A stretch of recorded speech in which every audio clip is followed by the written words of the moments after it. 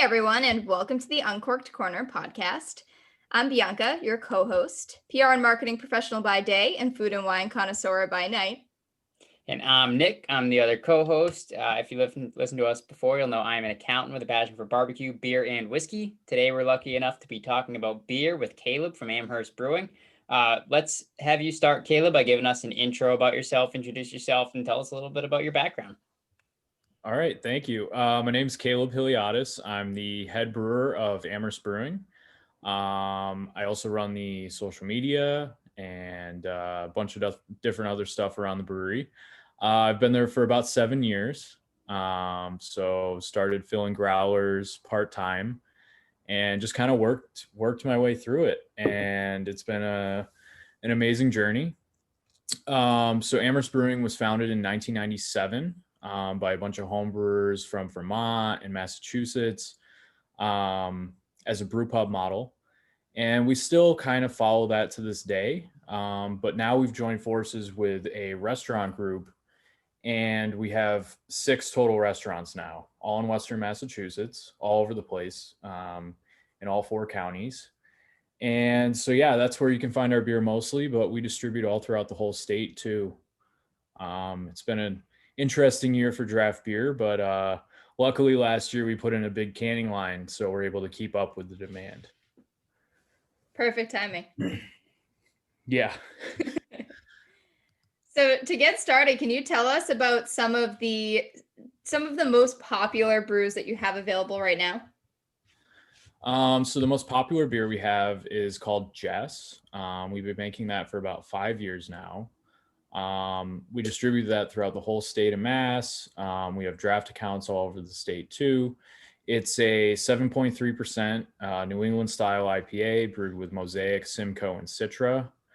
And it pairs really well with food, and that's kind of our whole thing. I really like making beers that are approachable to food, can be enjoyed with food. So yeah, that one's been super popular. Definitely the most popular we have. One of the most interesting ones that I tasted that you sent over was the toasted coconut cream. I love anything interesting, and that was definitely a fun one to try. And I'm looking forward to Nick getting to try it because I know he's always into cool flavors. So what was the inspiration behind that? I know that's a little bit different than most of your other ones that you have available. Yeah, so that started years ago. We had a coconut porter. So it was on whole toasted coconut, shredded coconut, and process-wise, it was a nightmare.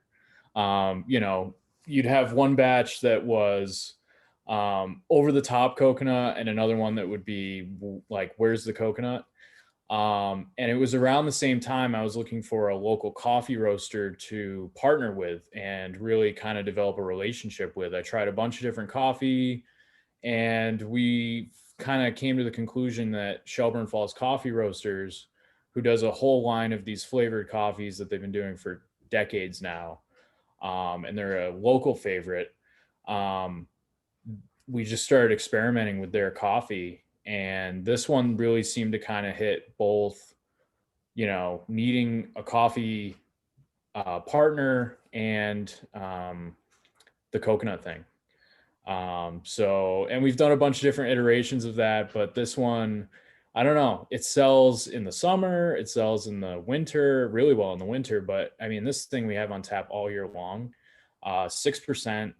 It's a porter, a little less heavy than a stout, not as roasty, a little bit of creaminess. So it's literally, it's the dessert beer of choice we have at our restaurants. We don't serve dessert, but that's the one that we'll direct people towards. And we actually serve it on nitro, like a Guinness, to add to that level of it. And yeah, it's been a huge hit. Now, is that something that you do in the cans as well? Do you offer it both nitro and non-nitro? I know I've seen that with some other stouts and porters up here. So I've looked into it. It's eventually where I'd like to get. The equipment to execute that, a little expensive, little hard to execute in a can at our scale, but just having it as like a special pretty much only come to our hangar restaurants and get it on nitro. It seems to work for us. It sounds delicious, and I'm definitely excited to try that one. I can't wait for you to try it. And we also saw that you had a recent collab with Backy's Brewing. What was that all about? And is that your first partnership with them, or is that something that you do also recurring? So pre-COVID, we did a ton of collabs. I mean, I had so many lined up for last year. It wasn't really safe to do them. We started talking about brewing with Back East the year before even. So we were talking the end of 2019. Couldn't really make it happen. They've been friends of ours for a while. We share a distributor in Massachusetts, even though they're in Connecticut. So a lot of places will sell our beers together, and that's kind of how we started talking. And we finally got the time. Everybody got together. We joined forces in Amherst and put together this 9.5%. We're calling it a double IPA, but some people might call it a triple IPA. It's pretty strong. Some interesting new hops that both of us were excited about using and hadn't really used before, including Strata and a little bit of Michigan Chinook, which is not typical Chinook. So that was fun. It was a lot of fun. And we're actually planning on we'll be going down there probably a couple months from now. We'll brew something down there. So can you tell us a little bit about that process? I'm not sure we've really dived into that with anyone a lot. How do you decide, we're going to get together, do you hash out a recipe first and then kind of just play around, maybe do some small batches and kind of figure out the different ingredients and what tastes best? Or, and obviously you did this one in Amherst, you're going to be doing one with them, but who takes on that load when it comes to typical, just enlighten us on that process a little bit. Yeah, so it's it's definitely like a unique thing to the beer industry. You don't often find other industries in general that two competing companies on the surface will be working together. But that's one of the reasons I love the beer industry. There's a lot of things I might know or have experienced or tried out. And the same goes for all these other guys and girls. There's so much we can learn from each other. And I think that's one of the real reasons that craft beer has accelerated the way and pace that it has. So basically we'll start talking. Maybe we're at a beer fest. Maybe we're just, Instagram buddies. We're talking. I might have done something with a beer, came out with it. Somebody says, "Oh, cool." Or, sometimes it'll be, we really like playing with these hops, or we like playing with these fruits. Let's try something together. So the real reason I like doing two beers, one at our spot and one at their spot, is everybody's comfortability level is different. So, someone might not want to excessively dry hop something or excessively fruit something. Like we just did something with Channel Marker, who I know you had on the show, and they're known for these over the top fruited kettle sours, and they're delicious, but that's not something I've really delved into. We have our kettle sours, but we're not conditioning on fruit. So it was this cool exchange of ideas, and to really just see something come together is incredible. Yeah, and that's definitely something that's impressed both of us with the industry as a whole. It's just you guys learn so much from each other, and I think everywhere is different. So it's of course there's competition, but there's beers that we like from everywhere. So at any given time, I mean, you could have an endless number of different brewers in your fridge and be totally cool with that. I think that's why we love it, and every beer is different. So we're always looking for fun flavors and things like that to try. And I know the lager was definitely one of our favorites. It's always one of our favorites, the style. But getting a little bit more into IPAs, I don't know about Nick. Nick, are you more of an IPA drinker? Or are you? What is your go-to? If I will usually have an assortment on tap, and it really depends on the mood. I will always have something dark. I'm up here in Portland, Maine, so my go-to dark beer is Gunner's Daughter by Mass Landing in Westbrook. Okay. They're actually a couple houses down the street from me. They're right there. And then I always like to have IPAs on hand. Anything with mosaic hops, I typically love.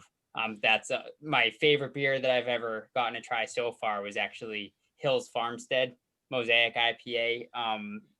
We tried that when we were in Vermont on tap, and that was my favorite one to date. So anything with that hop in it that's really, mosaic forward, I like. And then just a lot of, cider, and then whatever else is new. Right recently, another one I believe is mosaic too is Bissell Swish. I got that one from Bissell Brothers up here. So just whatever's new, I'll have a couple staples and then whatever I can get my hands on. So Well, you're definitely gonna like all the ones from Amherst. I think they all had great flavor, and I've been out to Western Mass so many times in Central Mass just because my fiance went to Springfield College, so we were always in that area, and I think we tried every brewery around. So we've definitely had yours before, and they're always new. And I think that's also another thing that's fun about beer is that every year it kind of changes. And there's always new flavors that are out and new things that are coming up in the industry that just make it like always new. So that was definitely cool. And for you personally, what are some of your, you've been there and you've obviously had all sorts of different experiences. What are some of the ones that you tend to reach for on just like a regular day? What are some of your favorites? Oh, on a regular day. You mean like from what we make, or just Yeah. anything. Give us both. Whatever you want. On a colder day post shift, I'm going for our brown ale. It's right in the middle, hits both ends. It's not too dark. It's got a little bit of the coffee, a little bit of caramel, super light going down, refreshing. Or one of our lagers. I do love IPAs. I don't drink a ton of them. I get more in depth with them, right? Like there's more to think about. So as with like a Pilsner, Brown, something like that, like you're not really engaging too much. It's mostly just to like decompress. Whereas personally, because I'm involved in it so much, like I'm trying to dissect an IPA, and it's fun sometimes, but other times I'm like, how did they do that? Or how do I make that happen? And you start over analyzing it. And but if it's a special occasion, I'm going for old goose, lambic. I do have a passion for wine, and that really to me was the crossover. I didn't really drink beer when I was younger. I drank wine mostly, and didn't really think much of beer. Started having these Belgian beers and was like, okay, all right, there's something here. So that was really kind of the bridge for me. And I get just overtaken with so many emotions when I have a nice Belgian sour. And the American examples have been incredible over the last decade too. So it's one of the best times for beer ever. Yeah, I can relate to that because my kind of, I guess, craft beer journey definitely started with the wheat beers as well, like a big unfiltered heavy, like Belgian wheat beer, Weiss beer or something. Just trying those, and I was starting like Blue Moon. Like that's what, no, it's available. It's the big company, and then all right, this is good, but there's all these different ones. Let's find something similar that might be a little bit better from a craft company, and you start diving in, trying a little smaller places. And all right, well, let's try this style next, this style. And then it just, expanded out from there. And now, I mean, I've tried so many in, the craft beer communities, and we love it. And you really like helping out your local guys and helping out the craft companies. And it's, feels good to drink that stuff, and it tastes great as well. Yeah. You might have answered this already, and I might just be asking a repeat question, but why flight school?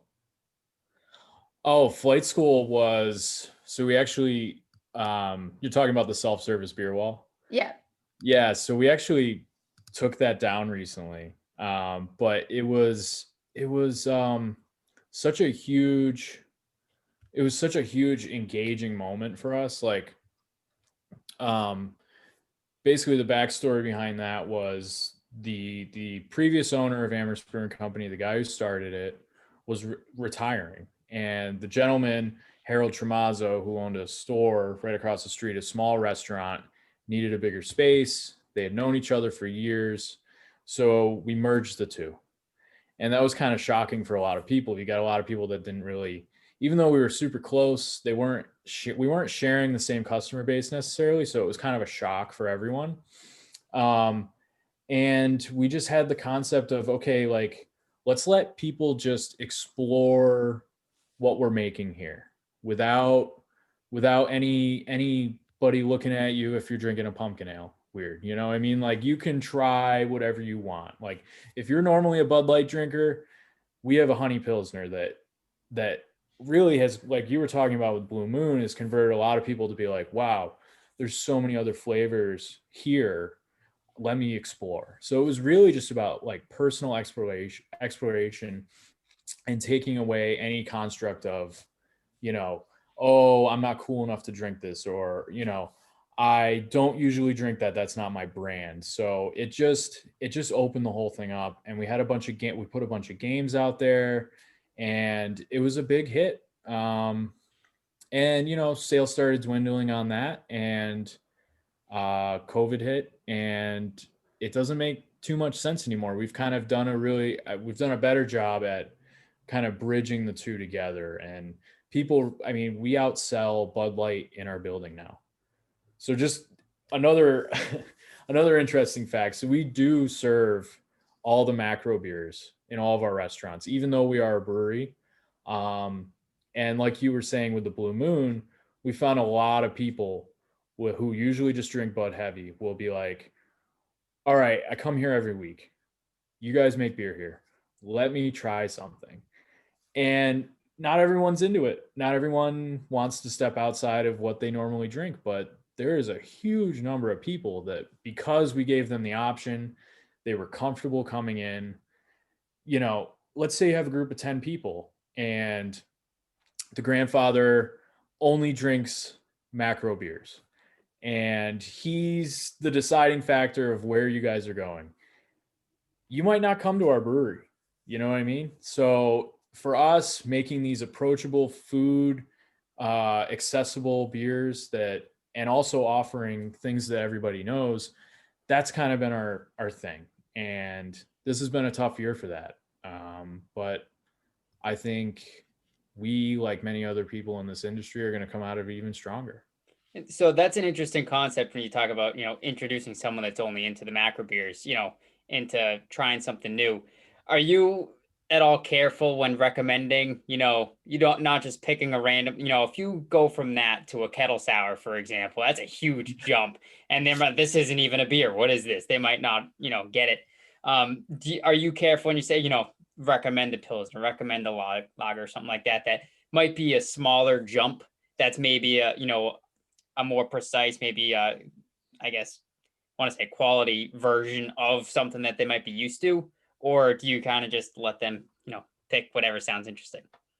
No, we train our staff that basically the honey Pilsner is the go-to.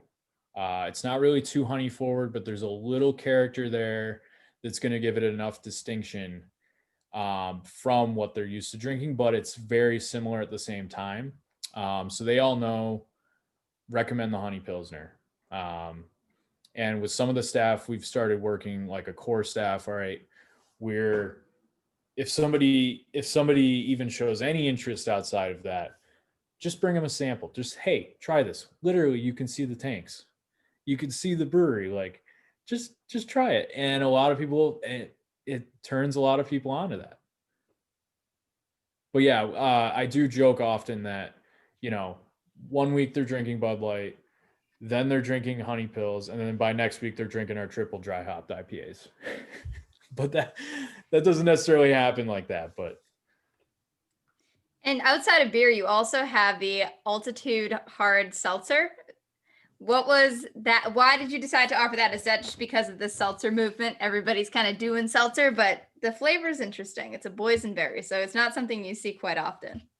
yeah, so that was it's been a long road for us to get to the seltzer, get comfortable with it. Last year 2019, we had started discussing making it, and this is before our restaurants were even serving any other hard seltzer. So it was kind of like, I don't know about this. It's not really legit. It could be a fad. We're going to invest a bunch of time into this. But then, people started requesting White Claw. People started requesting Truly. So we were selling a decent amount of those. And we're like, and I'm like, well, let's try making some ourselves.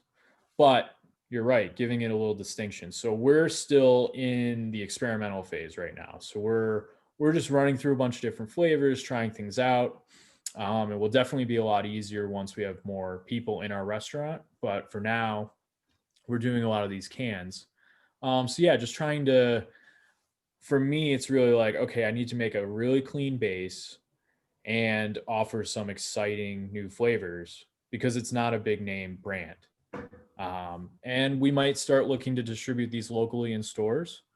So again, having a little something different in there, but also having it be good when someone tries it is key. So we're in a super experimental phase with it, but it's been fun, even just making it, talking about it, and marketing it differently than we would the beer. And actually, we do have a collaboration coming out with another brewery that I won't mention too in depth on, but it's gonna shake some people's minds. It is a hard seltzer that we're So doing with another brewery. So the Seltzer is something that I've struggled with. I mean, they've been on the scene for a couple of years now, where yeah, they've really been kind of catching heat. But I don't know if it's just that they're too carbonated for me, and that's not really my thing. I don't drink regular seltzer water when it's outside of being hard or not, and I've never liked it, so that might be it. But I haven't really caught on. But is that something that you automatically took to, or is it kind of like, all right, let's try to make our own, make it better, and now I can drink it? it's not something that I ever wanted to drink on my own. When we got serious about it, I spent basically the whole summer accumulating as many different commercial examples of it as I could, trying them. Some of them I didn't care for at all and wouldn't ever buy, but there were some where I was like, okay, particularly the Arctic Summer from it's actually a collaboration with Polar and Harpoon.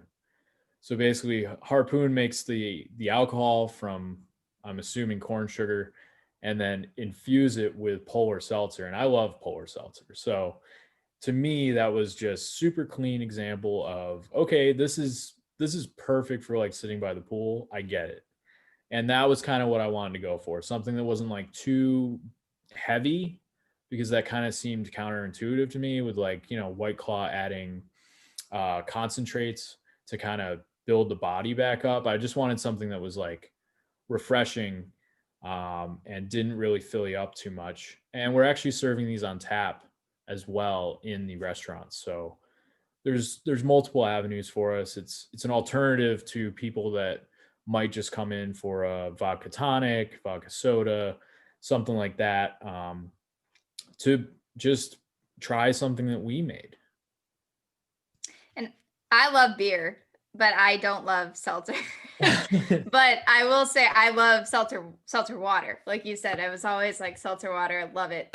I have tried so many hard seltzers just to like give it a shot, and I honestly don't like any of them, but I do really like yours. So this is the first one I've really enjoyed. It doesn't have the same, like, I don't know if it's an aftertaste or what it is that's in most of those like mainstream canned seltzers, but it's a lot better. So Well, kudos. thank you. Thank you very much. It's the one to convert people that don't like them, I guess. So Yeah. there you go. There you go. Yeah, that's it. So are you drinking one of these right now? I actually am. I thought I saw the can. I have our blood orange mango. Okay, that's a cool flavor. Yeah. And that's actually a flavor combo that we've done with some of our kettle sours. So we're trying to pull some of the fruit inspirations, some of the cocktail inspirations that we have at the restaurant into this. Try and give it a little authentic character. Are there any beers that you haven't tried yet that you guys are hoping or planning on in the future that you've always wanted to test out? definitely, I mean, we've done a ton of barrel aging. I have about 25 barrels filled with sour ales, some of which have been in there for 2 years plus. We do a bunch of barrel aged stouts, but never barrel aged barley wine. So that's something we're gonna, because literally my entire team is we just love barley wine. So that is going to be that's the one that we're gonna have to make next. But we got to do it right, so it's gonna take some time. But that's the one I think we're all gonna get really excited for that we haven't really made before. So we'll kind of end it on that note. Where can we find your beers and seltzers? Obviously in the pub for the seltzers, but where can we find your stuff in store and online? So yeah, we distribute cans primarily at this point throughout the whole state of Massachusetts. So we're on the North Shore, Boston, South Shore, Cape Cod, Worcester County pretty heavily. Yeah, I would just if you haven't seen it at your local package store, reach out to them. I'm sure they can get it. We distribute with pretty big distributors in the state. One of them, Berkshire Brewing Company, great old school brewery. We love those guys. They distribute our beer throughout the state, so they know how to place it and they really listen to the customer. So yeah, pretty much all over Massachusetts. No other states, but yeah. I'll just have to bring it to you, Nick. Yeah. Nick gets drive up service. Nice. And you mentioned that you run the social, which looks incredible. So I love it. Good. Where can we find it? Where can everybody follow you? And also, what is your website? We will put everything in the description as well, but just so that they know where they can find all those social handles and see what's new. You can find us on Twitter, Instagram, Facebook, all at Amherst Brewing. And you can find us at amherstbrewing.com. Awesome. Thank you. I'm excited to try the beers as long as Bianca doesn't drink them on me first. I'll try. Sometimes when we've done these trades, it hasn't gone so well, and she's had to go and replace them to get You them. might not be getting a seltzer. He's not getting. I might not be getting a seltzer, no. I already told him that. We're going to have to trade something else. There you go. Thanks again. Cheers. Have a good night. Cheers. Cheers. Thank you. Be sure to follow us on social at Uncorked Corner and on the blog at uncorkedcorner.com for a taste of more food and beverage content. And if you enjoyed the show, don't forget to leave a comment, subscribe, rate, and review on whatever podcast platform you prefer. Thanks for listening.